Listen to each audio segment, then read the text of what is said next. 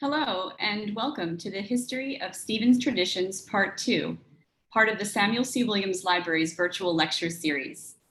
We are proud to present this fun and engaging lecture in collaboration with the Division of Development and Alumni Engagement. We are thrilled to have you join us today, and we are so excited our virtual history lectures are gaining in popularity and are bringing people together through their passion for Stevens history. We are especially happy that there was so much interest in part 1 of the History of Stevens Traditions lecture that we just knew we had to prepare a part 2. My name is Linda Benninghoff, and I am the director of the Samuel C. Williams Library at Stevens. Our lecture today will be presented by Leah Loscutoff, Head of Archives and Special Collections, and Ted Houghtaling, Archivist and Digital Projects Librarian. A question and answer session will take place at the end of the lecture. Attendees may use the Q&A feature at the bottom to submit questions. Questions will be collected and posed to our speakers at the end of the lecture. A recording of this webinar will be made available through the library's digital collections portal. And now it is my great honor to present my colleagues, Leah Loscutoff and Ted Houghtaling. Thank you. Okay, thank you, Linda, and hello, everyone. Thanks for coming out today. My name is Ted Houghtaling. The Archivist and Digital Projects Librarian here at the library. And if you haven't had a chance to view our last lecture on student traditions, don't worry. It's not necessary to follow this one, but recommended if you're interested in taking a deeper dive into some lesser known aspects of Stevens history. So this series on traditions is really about showcasing the talents of students and alumni here at Stevens, who did a wide variety of amazing things when they were students here, and oftentimes outside the classroom. And the reason we're able to tell these stories and show you these items is because they were all documented at some point, donated or collected, and preserved right here in the library archives. So as the archivist for Stevens, our role here is to not only act as caretakers, but promoters of this rich and fascinating history that I think kind of subverts the stereotype of the conventional, serious-minded engineering student. So that's why we're here today, to show you, a different side of Stevens history and breathe a little life back into these old traditions and lesser-known events as we celebrate 150 years of our school. So with that, let's get started. The first topic that I'm going to cover is the Alumni Day Parade. So alumni reunions have played an important role in Stevens' life since the Alumni Association was formed in 1876. And early on, the organization's activities were mostly restricted to alumni and consisted of dinners or informal gatherings. But that all changed on June 9th, 1908, when a campus-wide event was organized to finally provide a setting where, quote, the ties of new and old college friendships could be renewed and strengthened once again, according to the announcement by President Alexander Humphreys. The event was called Alumni Reunion Day and was originally conceived as part of the commencement week festivities, which lasted from late May to about early June. And the itinerary for that first Alumni Day in 1908 included a lavish banquet, a lecture on the Stevens family history by a local historian, a lacrosse match between the alumni and varsity teams, and an evening reception held on the lawn of Castle Stevens overlooking the Hudson. But perhaps the most colorful part of the day's festivities was the annual parade of classes on the athletic field. And as you can see here in this outline from 1908, the oldest class featured was the class of 1873, 3 years after Stevens was founded. And that class was composed of just one person, John Augustus Henderson, who was the very first graduate of Stevens. So everyone from Mr. Henderson to the class of 1908 was featured in this first Alumni Day reunion. But as the years went on, the production value and the competition between classes started to grow, so much so that by 1911, we start to see these elaborate additions to the parade. And it became a sort of mini Mardi Gras for Stevens, with full-sized floats and themed costumes that referenced all manner of Stevens history, as well as popular entertainment and world events. So we have a small collection of postcards from this 1911 parade, which show a few examples of what the parade looked like in its heyday. So the one on the top left shows the class of 1890 who recreated a working version of John Stephens's circular railroad from 1825, which was the first successful demonstration of a steam-powered locomotive in this country that happened right down the road here in Hoboken. And the image on the top right shows the entire class dressed up as Andrew Carnegie, who at the time served on the board of trustees at Stevens and helped contribute funds that led to the construction of the Carnegie Laboratory building in 1902. And at the bottom is another John Stevens reference with a recreation of his famous steamboat, the Phoenix, which was the first steamship to successfully travel on the open ocean. And the last one on bottom right is a really funny image of the class of 1907 who dressed up as T-rails, which was an invention by John Stevens' son, Robert Stevens, in 1830, which was a pretty big deal since T-rails are still in use today on most train tracks around the world. But I just really love this image. Just a bunch of people dressed up as larger-than-life T-mails marching across the athletic field. And here are a few other examples of some really neat floats and costumes from the 1920s, where class stunts start to become a regular feature of the parade. So much like the Mummers Parade in Philadelphia, not only would each class create floats and costumes, but they would also devise these little comedy skits that were performed in front of a crowd and were judged by the school's president and his wife, and they were called stunts. So factors that informed the judge's decision included best costume, best theme, best class turnout, and most important of all, most or best class spirit. So the top left shows the class of 1909 who in 1929 dressed up as literal mechanical engineers. So walking, talking metal men. And the one on the right from 1923 is particularly interesting because it references the opening of King Tutankhamun's tomb by Howard Carter the previous year in Egypt in 1922, which at the time was the talk of the town around the world. It was like a pretty significant world event, obviously. So for this particular stunt, the class of 1920 staged the opening of the tomb of Stutpo Bokin that was filled with ancient relics satirizing the school's curriculum. So you would have Professor Martins's mathematics textbooks, which came out and were called Unsolved Riddles. And there was a slide rule of, quote, monstrous proportions that was interpreted by the alumni dressed up as archaeologists as, quote, an instrument of torture. So obviously they were awarded first prize that year because, you know, how can you compete with the scale model pyramid? But like a lot of other campus events and traditions that I mentioned in the last lecture, Alumni Reunion Day was temporarily discontinued when World War II broke out.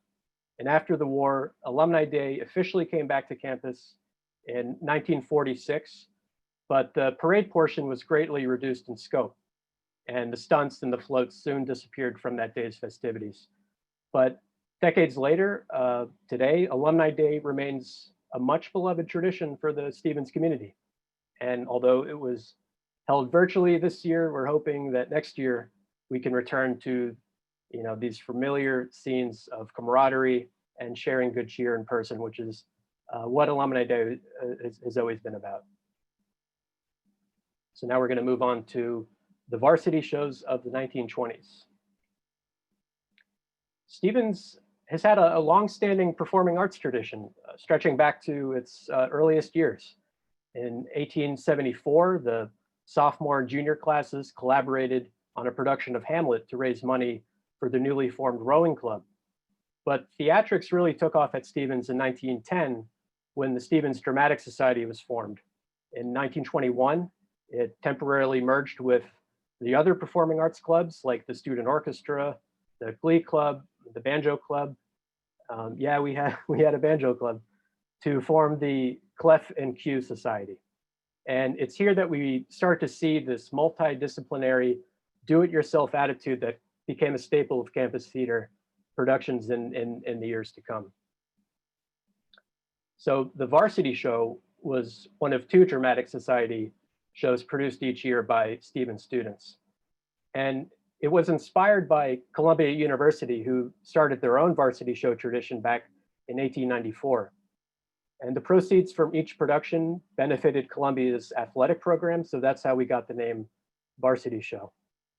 And they were essentially full-length musicals, written, directed, choreographed, designed, and performed entirely by undergrads. So in addition to the actors, there were also students who handled the sound, the lighting, the projection. There were stagehands, carpenters, painters, and all manner of behind-the-scenes roles. So these shows really brought together the collective talents of the student body who, with mechanical engineering know-how, electrical engineering expertise, and other skills they learned while studying at Stevens, they really made each production more than just a simple variety show. One show even featured a proto surround sound system with multiple speakers surrounding the perimeter of the theater. Another had a 20-piece orchestra. So at its height in the 1920s and 1930s, these shows could be pretty lavish productions. So you see here, like there's a sampling of our collection of programs and playbills for the variety shows. And the comedy and music borrowed heavily from the popular vaudeville and Broadway performances happening across the river in Manhattan at the time. So a lot of the themes centered around romance, college life, and of course, poking fun at the school's faculty and administration. And one student in 1923 described it like this. He said, quote, "Everything is up for grabs. Pompous classmates, the winds of war, the mayhem that is Hoboken and New York, unrequited love, the core curriculum, the president of our school, in short, the sum total of what is on the minds of Stevens's typically intelligent, witty, frightened, jaded, hormone-driven 17 to 21-year-olds. So I'll show you a couple of examples. There was the controversial variety show of 1931 titled What the Hell, which at the time provoked quite the stir over its title and plot. And the story was an adaptation of the classic Faust story, where the main character, dissatisfied with his life as a Stevens freshman, sells his soul to the devil in order to get ahead in school, which was a pretty scandalous idea at the time. And reading through the Alumni magazine, I found one editorial criticizing the lack of morals, quote, morals and values within the Stevens student body.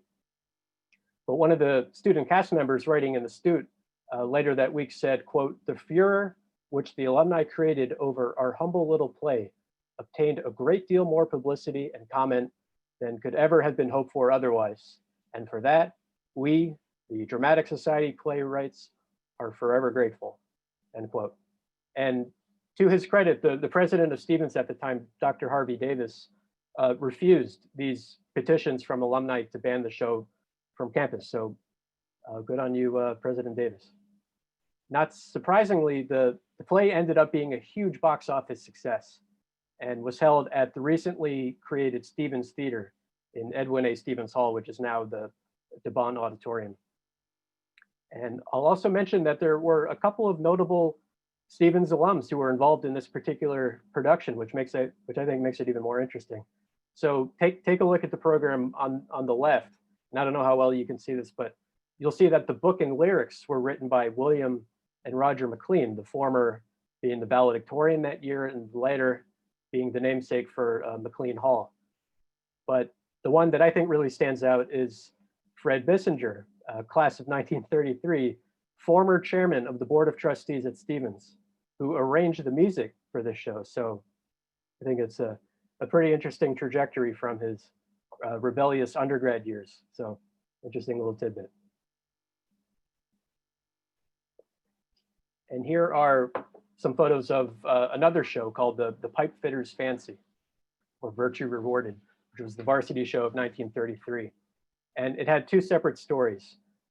The first act was a fantasy adventure set underneath the sea with the female roles played by male students in drag, as you can see here, which was the typical vaudeville tradition. And the reason I mention this show is because Act 2 was the first appearance of the beloved production which was mentioned in the last lecture in the Q&A part, the production The Good Ship Pride of Communipaw Flats, written by James T. Costigan, class of 1933.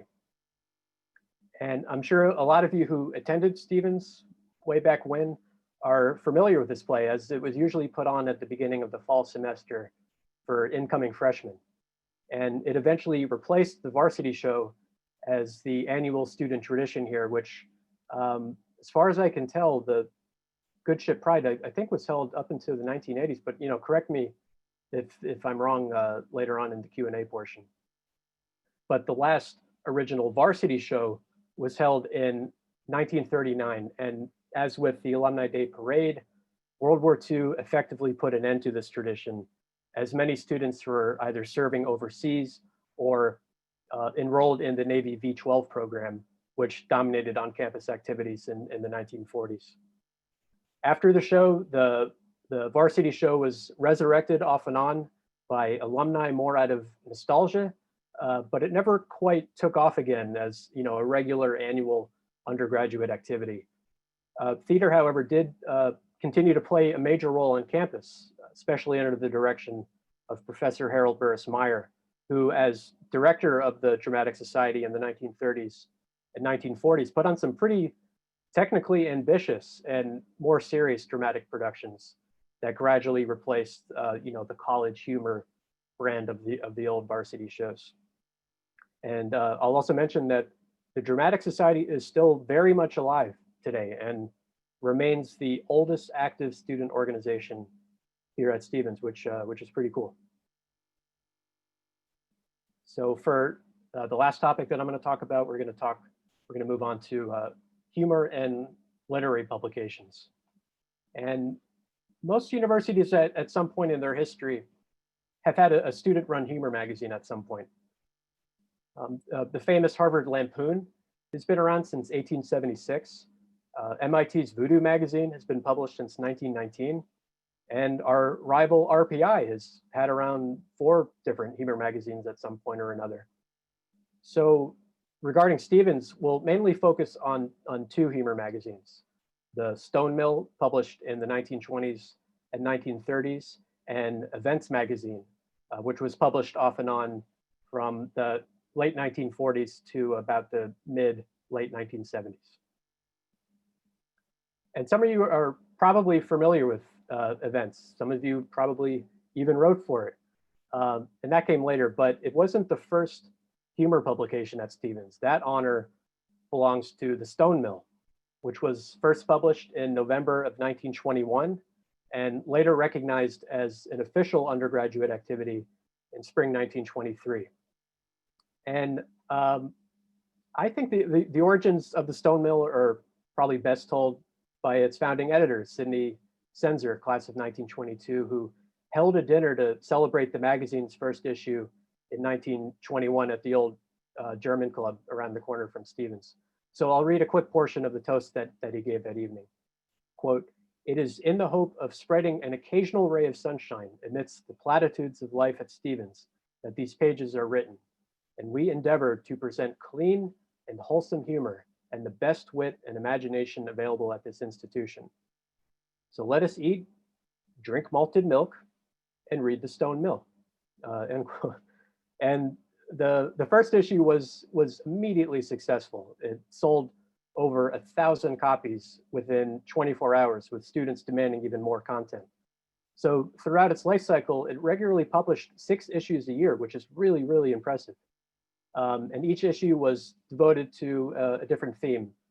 So there was a Varsity Show issue, as you can see here, football issue, a girls issue, and others relating to different topics, but mostly about those themes. And here's what you would typically see inside each issue. So alongside cartoons poking fun at other students, Gibson Girl style illustrations and theater reviews, there was also literary expression and clever parodies, like this one of Samuel Coleridge's Rime of the Ancient Mariner, retitled here as Rime of the Ancient Engineer. And in lines of verse, it tells the story of an elderly engineer who warns a young Stevens student not to stray from his studies, as he once did as a young undergrad. So one line reads, that 0 grade I could not shake off, hangs around me still. No hermit can I shrieve, life is a bitter pill. So a lot of it was, like pun-based, clever little parodies, and other kind of like lighthearted fare. But like any self-respecting college humor magazine, it ruffled a few feathers along the way. Some issues, especially the later ones, could be fairly critical of the school, earning it the ire of the administration and even some alumni. So some of you are probably familiar with the word snevets, which is still used today to poke fun at Stevens, but it actually made its first appearance in the pages of the Stone Mill. So I found one letter written in our alumni magazine, The Indicator, where one alumnus declares, quote, "We do not know who first introduced the snevets abomination, nor does it matter in this case, but we wish to go on record that we do not approve of this mirror reading of Stevens, and that we will do our best to keep it out of this alumni paper." So yeah, it ruffled a little feathers.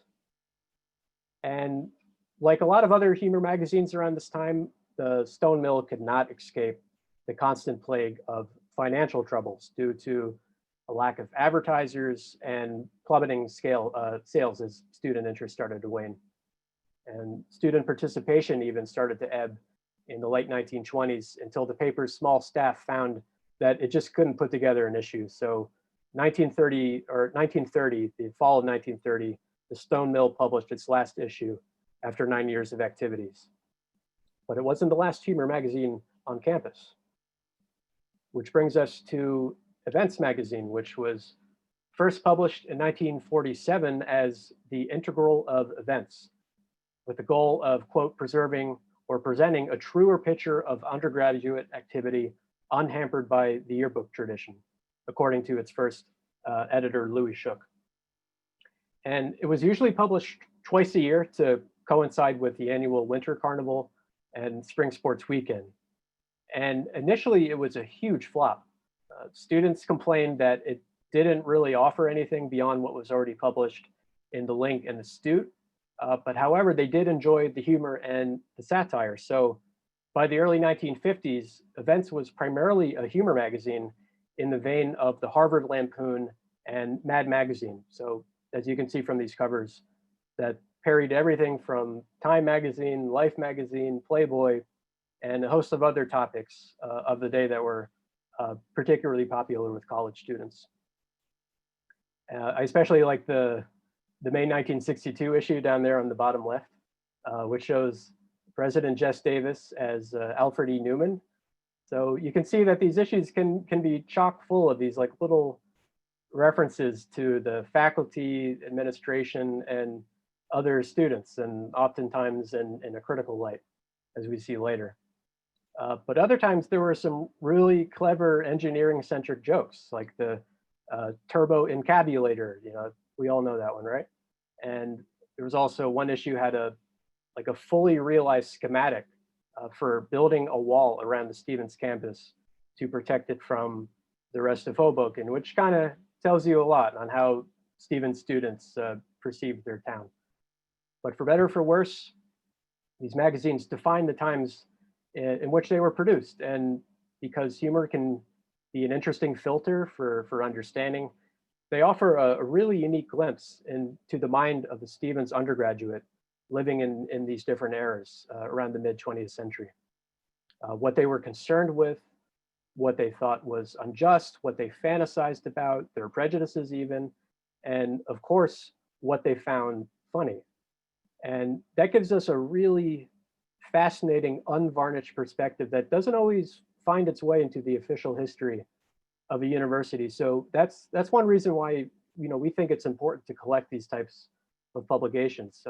For that student-centric perspective that you can only find in something that's produced entirely by students, and sometimes, and not always, but sometimes without the interference of the administration.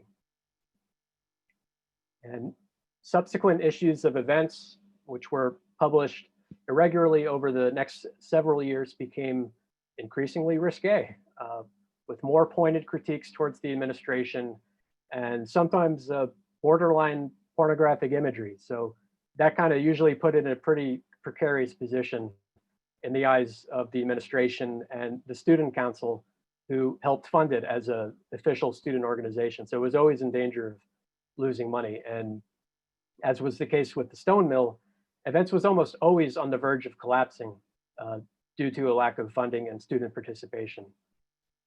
After all, the quality of each issue was always dependent on the quality of its submission. So this slide gives you an idea of the type of content that you would see in a typical issue in the 1960s and 1970s. So, by this time, events has been around for a few decades.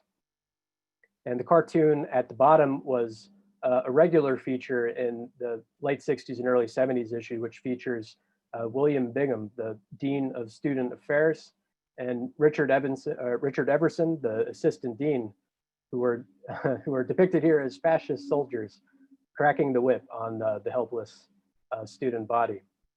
But it always seemed like kind of a love-hate relationship, especially when it came to Dean Everson, which Leah is going to touch on a little bit later on in this lecture. So I'll be curious to hear any recollections you all have after the lecture, if you had any one-on-one encounters with Dean Everson. It seems like he was kind of an interesting guy. But a lot of the other content from this time is not exactly safe for work. A lot of it was, quote, in poor taste, according to one administrator in 1969. But it is interesting to see the push and pull of establishment and anti-establishment views within the pages of each issue, which kind of reflects the changing attitudes of Stevens students during this time of great political upheaval and changing social mores. And in many cases, college humor magazines have served as a place for up-and-coming undergraduates to cut their teeth as writers. Conan O'Brien served as editor of the Harvard Lampoon. James Thurber worked on the Ohio State Sundial, and playwright Arthur Miller had his first writings published in Gargoyle, the University of Michigan's humor magazine. And our own events magazine was no exception, as it provided a home for the writings of award-winning historian and journalist, the late great Richard Reeves, the class of 1960. So along with publishing his weekly humor column in The Stute called Have Pen Will Travel, Reeves was also the humor editor and later editor-in-chief of Events. And under his tenure, Events really hit a high point in terms of popularity and the quality of the writing. And the Almost Man issue seen here on the right which was a parody of the men's adventure magazines that were popular at the time. His staff's work on this particular issue earned overwhelming praise from the student body, as well as a few accolades from their peers in the college humor world. So, Events was getting some pretty good reach around the country around this time. And the link even mentions that the staff received a letter of congratulations from the editors of Mad Magazine around this time, which was proudly displayed above the editor's desk in the Events offices, which is really cool. And kind of curious to know what happened to that letter. But there was also plenty of other humor going on at the Stute, especially in the April Fool's Day issues and the annual Pink Sheet humor sections. Oftentimes there was a lot of crossover between Events and Stute staff, so the brand of humor around this time was pretty similar. And I'll end with this slide of some other later publications at Stevens, just to show that there was indeed life after Events was discontinued in the late 70s.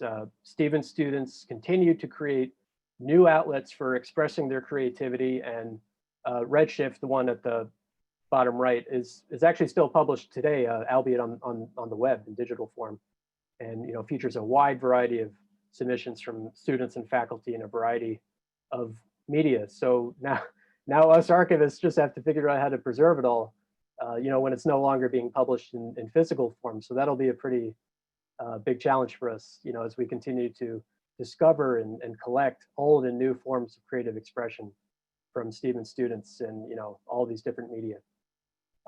So thanks again for listening, everyone. And now I'm going to turn it over to Leah, who has some really cool things to share with us. All right. Thank you so much, Ted. That was a fascinating look into some of the lesser known traditions and history at Stevens. We really have had some impressive variety shows and student publications over the years, and it's great to show that more creative side of Stevens alumni, which is often overlooked. I hope you all are doing well and staying safe. We hope to help alleviate some of the pandemic fatigue with these fun virtual lectures. I wanted to focus on a lighthearted piece and pay a small tribute to simpler times and short-lived programs and places at Stevens. These programs and places might have been temporary, but they remain in our collective memories and a part of Stevens history for generations to come. I've touched on some of these pieces of Stevens history before at previous lectures, but I wanted to delve a little deeper this time with additional archival records, oral histories, and photographs from the archives. Of course, since we only have the archival resources at our disposal, we don't know your own personal take on some of this history. And as always, we would love to hear from you about your own experiences and memories of Stevens. You can reach out to us afterward via email or ask us questions or share commentary at the end during our Q&A period. Next slide. So Stevens was predominantly a commuter school in the early days. Unless you were a member of a fraternity and lived in a fraternity house nearby, or were lucky enough to live in one of the Castle Stevens dorm rooms, which only accommodated 44 men, you lived off campus. Most students in the early days commuted from their family home nearby in New Jersey or New York. It didn't always get a lot of socializing time with the other students on campus. The Stevens Engineering Camp was a way for students to bond with each other and solidify lifelong friendships. In addition, the students would be able to test out their ability to problem solve out in the field and develop the skills in handling their engineering instruments. The idea of a summer camp actually originated with the third president of Stevens, Dr. Harvey Davis, who thought that civil engineering training given in the curriculum was insufficient for the development of a broadened engineer. And many other colleges in the country had used training camps in surveying and with considerable success. So Dr. Davis went looking for attractive land for Stevens to create their own engineering summer camp. And in his quest, he had specific requirements, which included a mountainous area, lowland, wooded country, a lake, and grounds available for athletics. All of these requirements were met when he found 400 acres of land for sale in Johnsonburg, New Jersey, a beautiful location just a few miles from the Delaware Water Gap. Next slide. So once the land was purchased, Stevens constructed the camp buildings, which included a large administration building that contained classrooms and drafting rooms, a supply store, a large mess hall, a camp library, and several faculty buildings, and then more than a dozen student shacks accommodating 12 men each. The Stevens Engineering Camp officially started on June 30th, 1930, and students were bused to camp in Johnsonburg from the Stevens campus. The camp was a 6-week summer program that was required of all Stevens students before entering their sophomore year. That year in 1930 was described in detail in a student newspaper article, which states, Stevens Camp began its first summer with a great deal of novelty. Many of the freshmen who made their first appearance there in June had never been to a camp of any sort before, and none of them had ever been to a summer resort where work and play were combined as an engineering camp. The idea of living in close companionship with classmates in the atmosphere of college work for 6 whole weeks was altogether foreign to everyone, and it was a matter of much conjecture on how the whole affair would turn out. Well, it ended up turning out great. And that first year was a great success. And the Stevens Engineering Camp would last through the summer of 1955. The camp focused on a lot of surveying work and a civil engineering curriculum. And although the camp was educational in nature, there was also time for extracurricular activities such as sports, swimming, and pillow fights in their camp shacks. Next slide. So a typical day at the camp included waking up at 6:30 a.m., then breakfast. Surveying work was done from about 8:30 a.m. to noon, then lunch, then more surveying work until about 4 o'clock. Some of the surveying projects included things like completely surveying a peaked road near the camp or mapping a large traverse on a number of acres of land. Also, due to clothing articles going missing in the camp laundry facility, oftentimes students would show up for surveying work partially nude or completely nude. But at least it was during the hot summer months, right?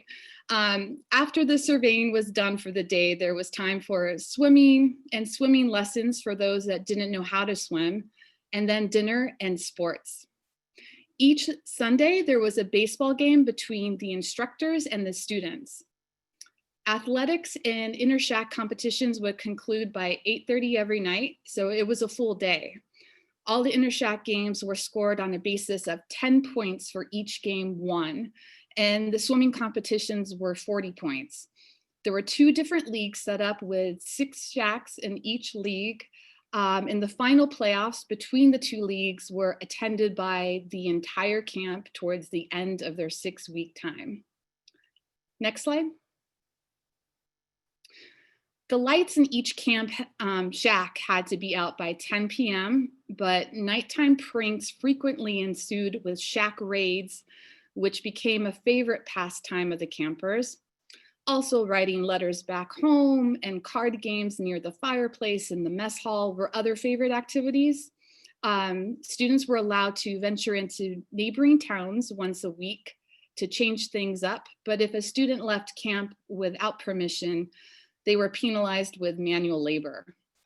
In one incident, the class of 1938 ventured into nearby Blairstown, New Jersey, during their weekly excursion and decided to paint SIT 38 in huge red letters on a silver water tower. Needless to say, the town officials and Stevens administration were not always too pleased with the hijinks that sometimes occurred, and this particular prank became a camp tradition. There was plenty of tomfoolery at camp, but there was also hard work and even some heroism. In that first year of the camp, there was actually a big fire that broke out in Blairstown, and this happened the night before they had their big fancy farewell dinner and party where board members and some prominent Stevens alumni would join the campers. But Stevens students still had their dinner, but were extra exhausted after becoming volunteer firemen for a day, helping to extinguish the blaze in Blairstown. Next slide. Also during that first year of the camp, the Transit publication made its first appearance. The Transit was a weekly publication that was created by the students and included camp events, gossip, cartoons, and even printed out their dinner menu for their farewell dinner on the last night. The Transit cost 5 cents an issue and was generally no longer than 17 pages long. Each week, the Transit publication sold out, so it was really popular amongst the campers.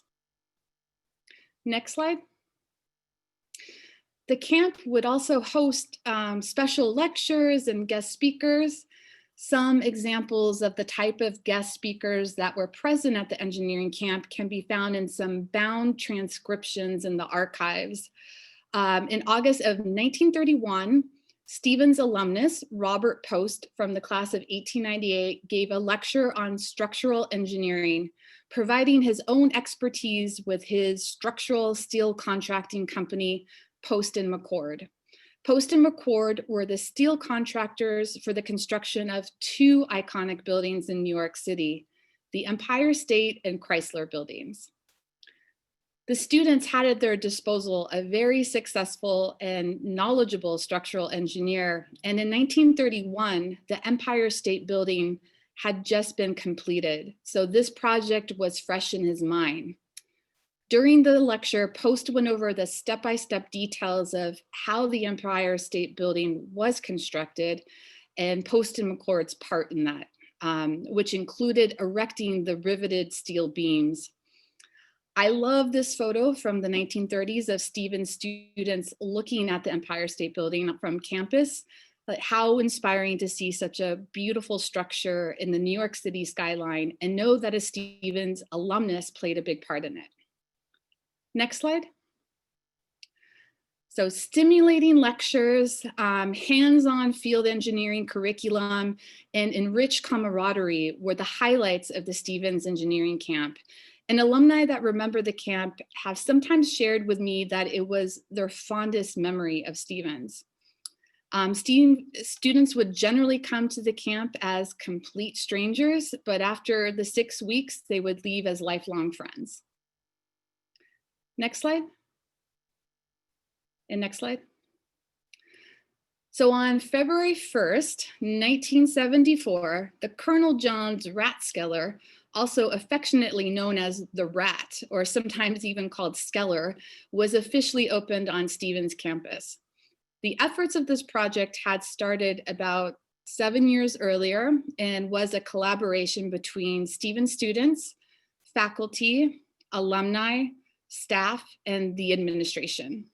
The official name that was incorporated was the Stevens Rathskeller Association, and it was a student-run organization sustained on memberships. In the fall semester of 1973, a membership drive was advertised in the Stute.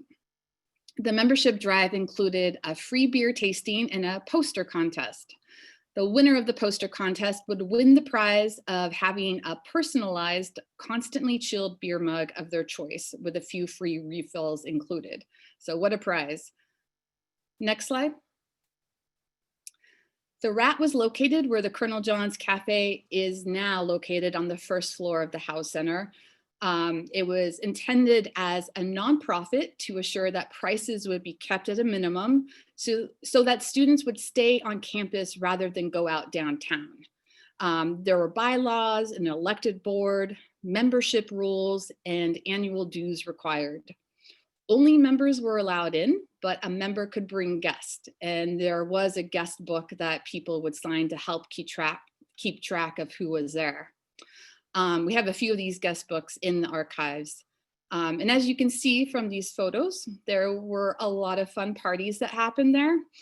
And it was also a chance for students to grab a beer with a professor or administrator. There's Dean Everson up there at the top sharing a pitcher of beer with students. Also, if you can identify yourself in any of these photos, please let us know at the end. The Rat was the campus pub during a time when the drinking age in New Jersey was 18 years of age. New Jersey state law lowered the drinking age to 18 in 1973, right before the Rat opened. Next slide. So the radio station WCPR would do events there, and bands would play and parties would be scheduled. But one of the most popular annual parties was the Halloween costume party. And we have some great photos in the archives of this event. Next slide. Here are some great Halloween party photos through the years. You can see in the top left corner a few Stevens students dressed up like Coneheads from the popular Saturday Night Live comedy sketch. Next slide.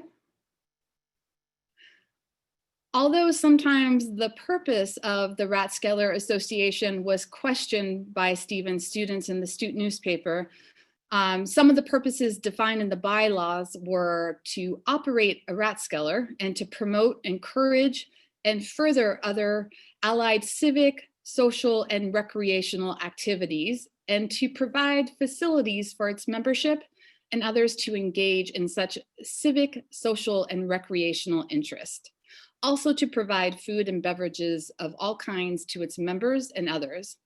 The term Rathskeller is actually German in origin and means beer hall or restaurant in a basement. The Rat at Stevens was not in the basement, but the first floor instead. The Rathskeller would last until the drinking age was changed to 21 years in New Jersey, which happened in 1982. As an article from the 1984 Astute mentions, when the drinking age was adjusted to 19 in 1980, not many things changed because a fair amount of the students could still be served. However, once the drinking age was adjusted to 21, the situation changed drastically. Many of the students were underage, and about 21% of the student body was not eligible to use the rat. Another consistent problem of the rat was the constant theft of beer mugs, pitchers, and signs, which added to operating cost as new mugs always needed to be purchased. The thefts would happen more frequently on Friday and Saturday when the rat was the busiest. Reports of these thefts started the same year that the rat opened in 1974. Unfortunately, there are no artifacts of the rat in the archives, and we only have photographs that document the interiors back then, including the great signs that were on display at the rat. My personal favorite is the drinking and thinking sign you can see here. Requests to return mugs were made in the Astute newspaper frequently, and because mugs were rarely returned, the prices at the rat needed to go up, contributing to the financial shortfalls that developed. If you happen to know the whereabouts of some of these stolen mugs and signs and would like to return them to Stevens to be added to the archives, we will gladly accept them, no questions asked. The rat did attempt to open again in the late 80s, but that only lasted a few years from what we know, and not much is documented in the archives on that later effort. The rat is a part of Stevens history that really needs more documentation in general. So if you have mementos or stories that you would like to recount for the archives, please reach out to us and let us know. Next slide. The SS Stevens was built in 1944 and was originally the USS Dauphin. The USS Dauphin was an attack transport and operated in the Pacific during World War II, participating in the landings in Okinawa and transported occupation troops to Japan. In 1948, after some remodeling, the USS Dauphin became the USS Escorta, a passenger liner for the American export lines, until it was assigned to the Hudson River Reserve Fleet in Stony Point, New York. Next slide. In 1967, Stevens found itself in need of a new dormitory, which led to learning about an opportunity to use a ship as a temporary residence hall. When the U.S. Maritime Commission announced that they were selling the USS Escorta, Stevens put in the highest bid of $130,000. The ship was then brought to Bethlehem Steel Yards in Hoboken and refurbished before docking at the 8th Street Pier on November 10th, 1967. The docking of the ship was a media event that attracted onlookers from New York and New Jersey, and reporters came to cover the story. The Dean of Graduate Studies, Dr. Ralph Morgan, was quoted as saying, "It was a wise thing to buy the ship for more space and very good publicity." Good publicity was exactly what the SS Stevens got when it arrived in November of 1967. Even the New York Times wrote a brief piece on the first floating dormitory. Next slide. When the SS Stevens was docked in the fall of 1967, a few Stevens students were able to take a sneak peek into the interiors of the ship, which was described in an Astute article. So let me set the stage for you. As you walked up the gangplank to the main deck of the ship, there were stairways that led to other levels of the ship. The highest deck was the control area for the ship, which included the bridge, which housed the wheel and engine controls, which were all deactivated, but left open for curious students to view. Nearby was the captain's suite, which contained 2 rooms and was meant to be reserved for campus guests. And the first officer's room nearby was used to house 1 lucky Stevens student. There were communal lounge areas on the ship. The main lounge had easy chairs, sofas, and even a piano was left open for student use. The promenade deck contained the bar lounge, which had padded chairs and sofas with a bar, but was not open for general student use and was meant for special occasions only. There was a small pool on the ship, but due to the extensive repairs that were needed with the tile work and water system, it became unfeasible to open for student use. Most of the passenger rooms were found off the main deck of the ship, a level which ran the entire length of the ship.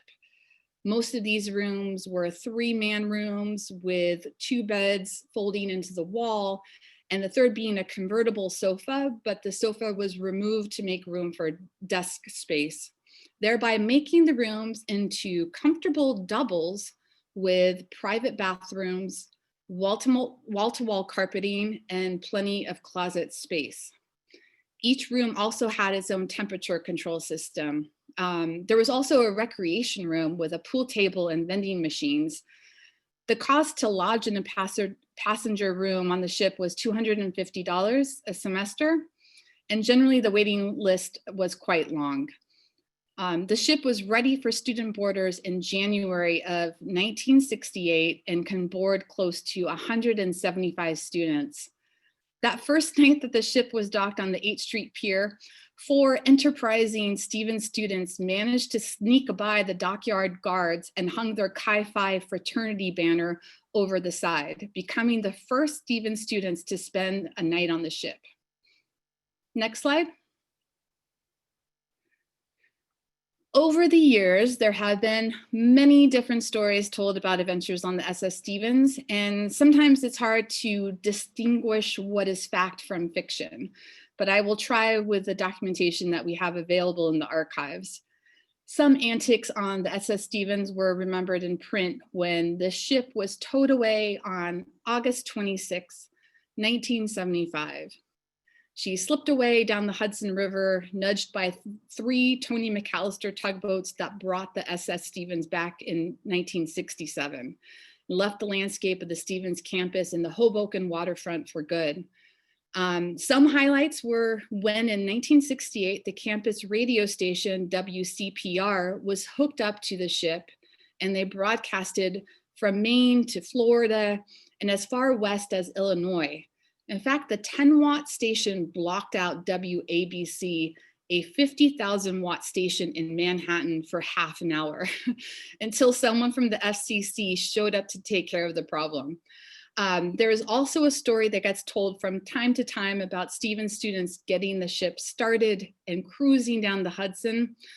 Only problem is that they didn't know how to drive the ship. The drive shaft was then removed to avoid this happening again. The SS Stevens had a bar twice the size of the Rathskeller and was known for some of the best parties at Stevens. If you look through the Stute collection, you come across a lot of ship party flyers, such as this one from 1974. These are just a few highlights that have been shared in print in the archives, but really the best way to commemorate this piece of Stevens history is to hear from the people that were there themselves. So with that in mind, I want to end my tribute to the SS Stevens by sharing a brief oral history clip of Bruce Blondina, Stevens class of 1973, who lived on the SS Stevens. I'm only sharing a brief clip, so please go on our Voices of Castle Point project page and listen to the whole clip if you're interested in it, because it's really great. What was your connection with Dean Everson? I see that you have these photos that you've brought in today where it looks like he's in jail. Yes, he's in the brig. Okay. Dean Everson, as best as I recall, is an old Navy man. Oh, okay. So one year, it must have been maybe my junior year, asked if he would give the residents of the ship a tour of the ship. Okay. Because he's an old Navy man, so he came on board, explained a lot of things, and he had the keys to go down to the lower levels. Mm-hmm. But what he did not know is we understood how to pick locks. So we had all explored the lower levels over the years, but we knew there was a brig for one person. So thus he turned around, gives us the tour, shows us the brig. We go, what is it? So he steps in the brig, clink. We had one of our padlocks, and in this picture you can see we offered him bread and water. Oh, that's right. And then, as best as our understanding of the law of basic law is we called to see if anybody would bail him out. So we called the head of the Dean of Men, Dean Bingham, who didn't seem too interested in bailing him out. We called his wife, and I'm hoping it was on a humorous note that she was not intending to bail him out. Oh, really? Okay. So we chipped in for the bail and opened the lock and let him out. Oh, it seemed like he had a really good sense of humor about it. That he did. He got along well with the students. All right, next slide. Thanks to Bruce for that. We're running out of time, and I want to leave time for questions and answers. So thank you so much. Happy Veterans Day. If you happen to have served, thank you so much for your service. We honor and appreciate you. So let's move on to question and answer period. Okay, thank you so much, Ted and Leah. We really appreciate that. That was so much fun. And I wanted to mention that Bruce Blondina is on our webinar today. So thanks for joining us. This is super exciting to have you here. So I wanted to go through some of the questions. We've gotten some great questions, comments, and I think definitely some research projects ahead for us. So this is exciting. The first question I wanted to, I wanted to mention that there is someone here who was a bartender at the Rat in 1985, and this person left their contact information. So I think Leah and Ted will definitely want to get in touch with her. And so also, a couple of comments. Good Ship Pride was last performed about 10 years ago on campus. Also, we had a comment that the Good Ship Pride was not performed from 1972 to 1976. So I'm sure that maybe I wonder why. Yeah, I think I'm intrigued as well. We want to hear from you all too. I know. Great. So I think that if people want to reach out to Leah and Ted directly, I think they would love to hear from you about more information about that.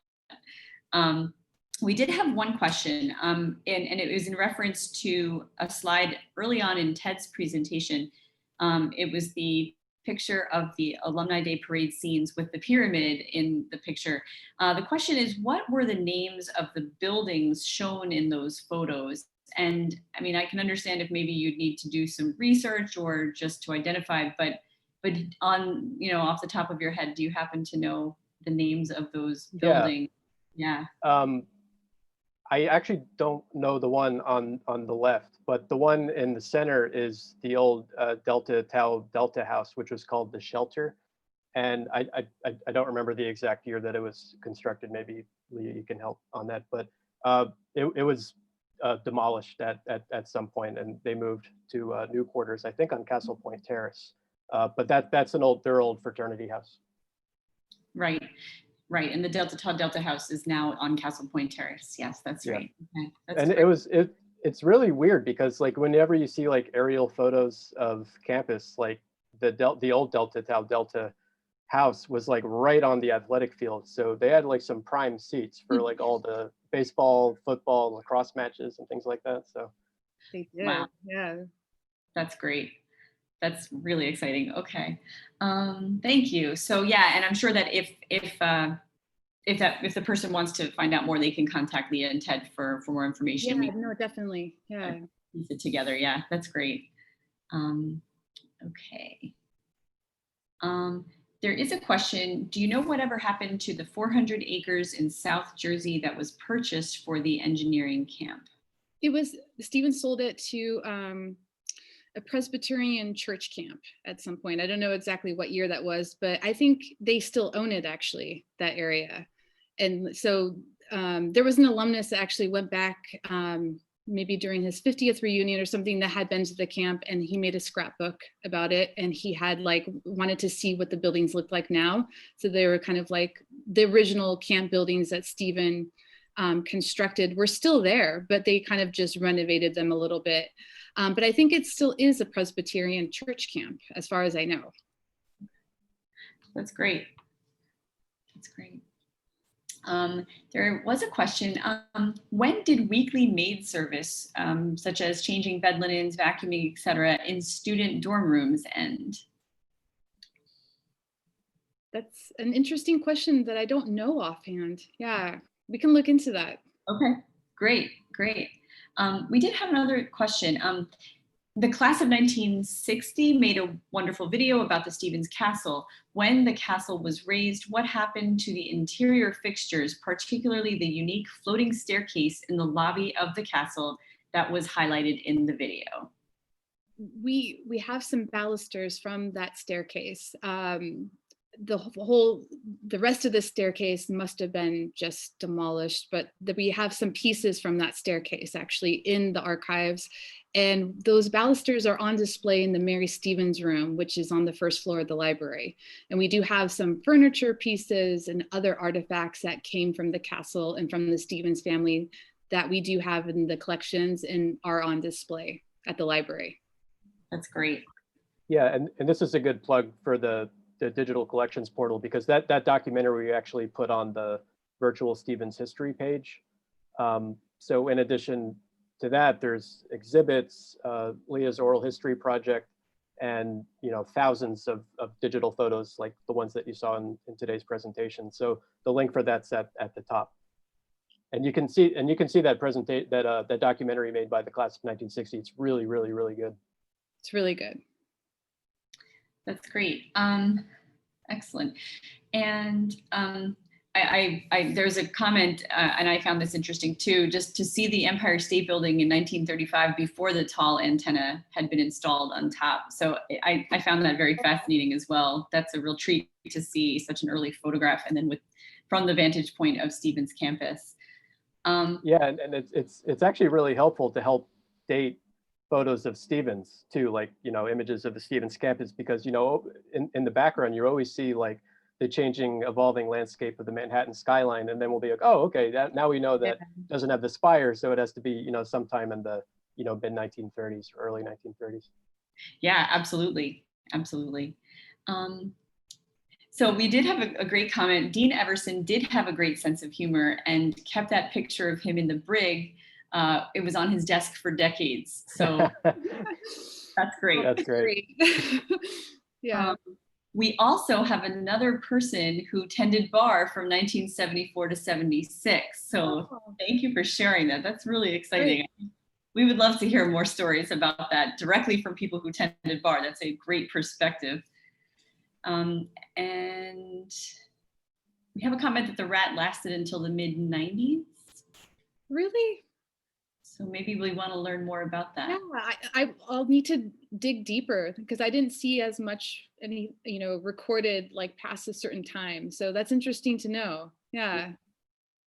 Great. We also have another comment. Performances of the Good Ship Pride had stopped prior to 1972. Not sure why or when. So that's another interesting clue. Yeah, when I was doing the research, I saw that like, I think this was mentioned that 10 years ago, a group of Stevens students in the Dramatic Society like revived it. But it was like a one-off kind of thing. It didn't become like a regular tradition. But for all those Varsity Show productions and even the Good Ship productions, I mean, it's one thing to read about it like in a text or in a newspaper or a recollection of it, but I hope that somebody out there has some video recordings or some film recordings of that stuff, because I mean, it would really be something to see them like come to life like that. And I know that there are recordings out there, so hopefully one of you can get in touch with us and hook us up.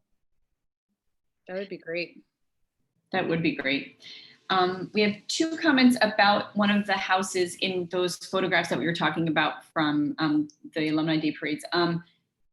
The other house on the left was the Theta Xi house. And also similarly, would the building on the left be 805 Castle Point Terrace, which would be Theta Xi at the time.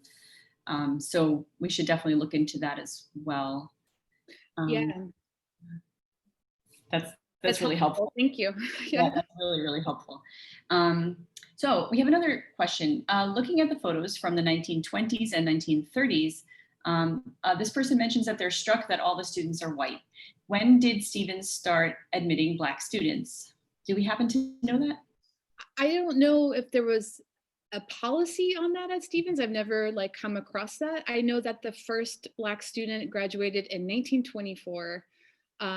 His name was Randolph Montrose Smith.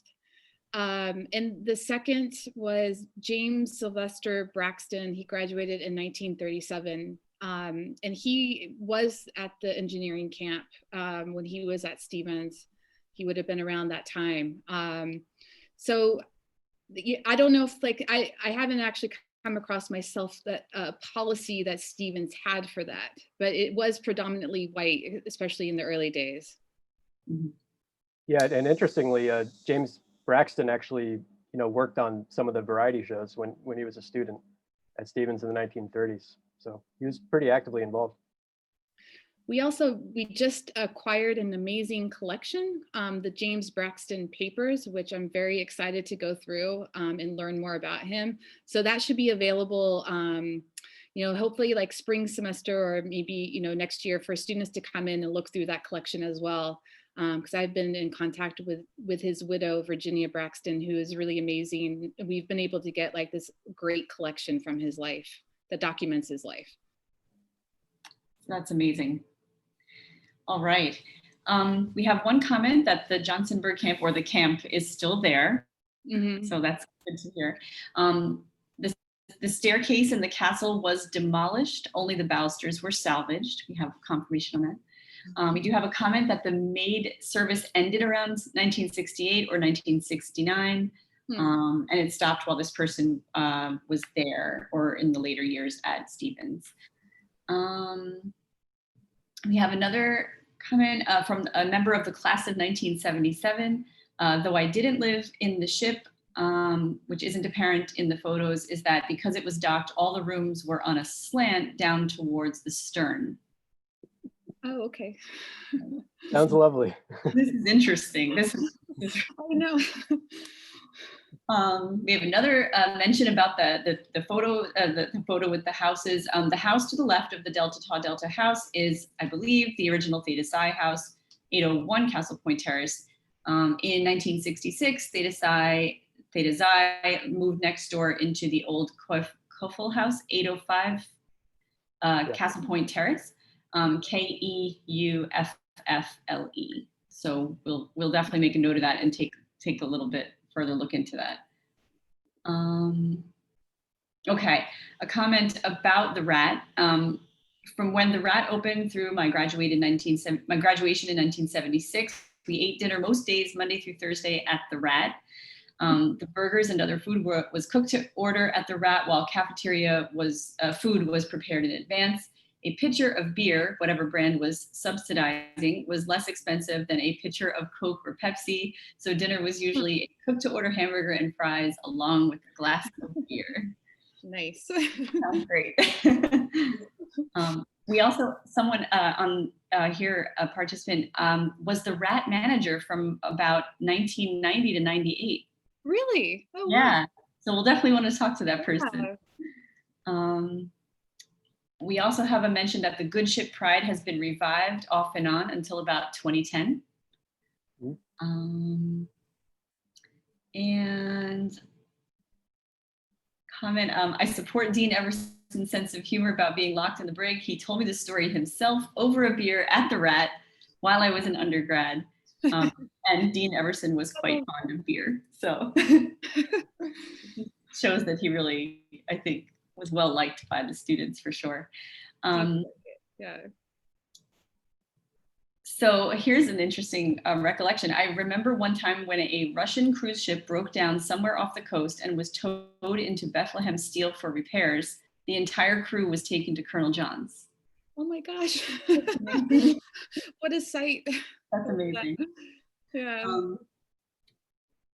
So also a person has shared that they were able to find a clip from Good Ship Pride on YouTube, not a complete production. So there may be things out there that we will find.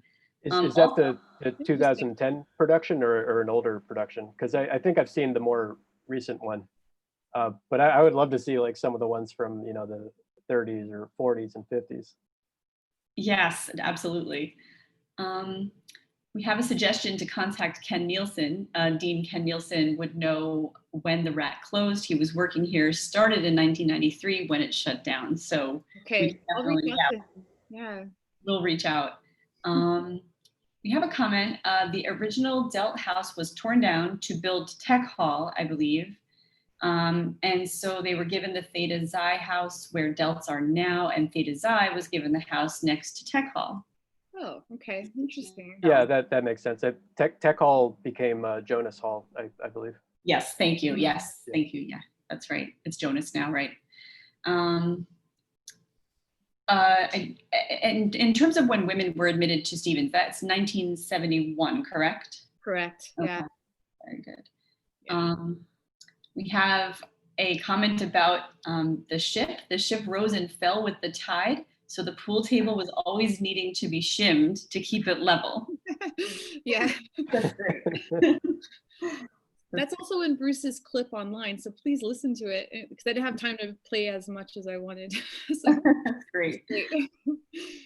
The ship's slant made for interesting adventures after ship party attendees had imbibed multiple drinks. Their bodies and inner ears didn't expect the slant, and the alcohol inhibited their ability to adjust, and people stumbled and fell down. So I can imagine. Oh man. You just have to have like a collection devoted to just like stories about the SS Stevens. Yeah. Oh, definitely. Definitely. Yeah. The SS Stevens also provided temporary housing for Pi Lambda Phi during an emergency boiler repair circa 1969. And then there's a question, were there any other users? So that might be interesting to hear more about that from people who remember. Yeah, I'll have to look into that more. We also have been provided with a link to that Good Ship Pride video, so that we'll have to look at. And the maid service was still in effect through the graduation of the class of 1968. Okay. So that's interesting. I wonder how the transition, like what was decided and why. Yeah, that's very interesting. Very interesting. Sounds like it happened right before women were admitted. maybe. Maybe. So. Yeah, so I think that we've covered all of the comments and questions that came in through Q&A, which have been really fascinating. And I just want to learn more from all of the people who have been so gracious as to share these recollections. And I really hope we'll be in touch with some of you about this. And you, of course, can feel free to reach out directly to Leah and Ted. And Leah and Ted, is there anything else you'd like to share this afternoon? Just thank you so much for coming, and yeah, reach out to us, about anything. So thank you. Yeah, thanks. And check out the collections portal too. There's a lot of stuff that, we just didn't have time to cover in these lecture series. So there's a lot more Stevens history out there. So check out the portal. Great, excellent. And we look forward to bringing you more virtual lectures in the future. And, we put a lot of heart and soul into these events, and it's really all possible because of you. And, we really appreciate the alumni perspective and your recollections. It's very exciting for us as librarians and archivists to hear all these stories and then to be able to preserve all of that in the archives. So thank you so much for your interest and for your passion in Stevens history. Thanks, everyone. We hope you have a wonderful day. Stay well, and we will look forward to hearing from you again soon. Take care. Everybody.